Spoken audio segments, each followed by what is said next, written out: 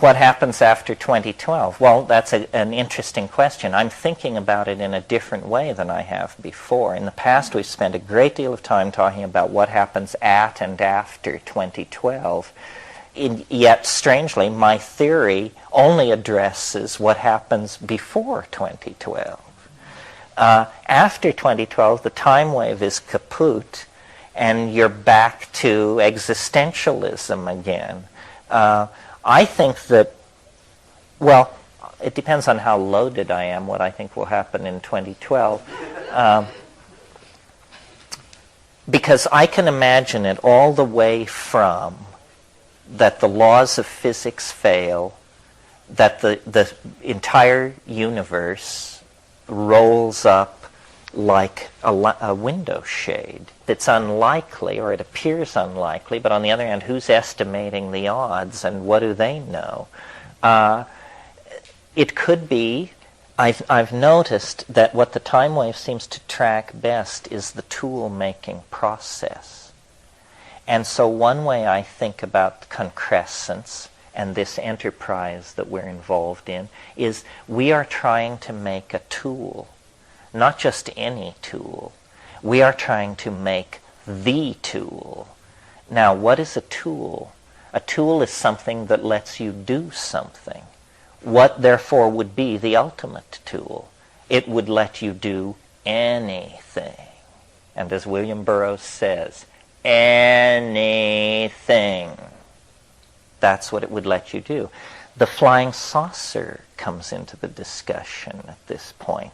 The flying saucer, I believe, is an image of this tool that haunts the human experience of historical concrescence. It haunts the psyche of human beings and the skies of Earth, because like the bar ball spinning in the club, it is a precursive reflection of the tool at the end of time. The people who got this right are the alchemists of the 15th and 16th century, who believed that out of matter you could coax a universal substance that would be a perfect panacea.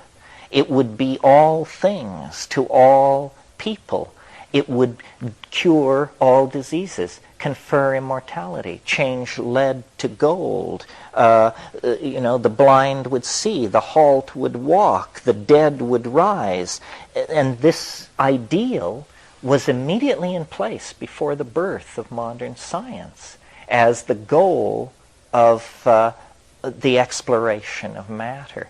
And I think that we are possibly looking at a technology which the newspapers will call time travel, but which the people who create it will explain, well, it's not that at all. You see, it's actually a reductive doubling of hyperspatial feedback in a heteroclinic situation.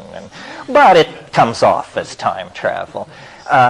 Because one way that I can imagine linear history ending is by it just simply ending. Linear history depends on the past staying what it is. If you have time travel, it's possible to imagine a cultural domain where the past is constantly being changed, in which case you can't describe the ebb and flow of novelty with a simple Cartesian graph. So it could be something like that. Or it could be something somewhat of a metaphysical type. I mean, here's the Stephen King version of what it could be. Imagine if on the day of concrescence the sun exploded. Well, now that would certainly put rainforest activism in a quandary. The explosion of the sun would kill all life instantly on the earth. We don't know what death is. Our secular materialists cheerfully assure us that it's a big nothing, but that's just their guess. Nobody knows. Nobody knows. But a mass die-off like that would instantaneously propel the entire biota of the planet into death, whatever that is. And that might be part of the dynamics of the solar system. I don't like that idea. It's rather morbid.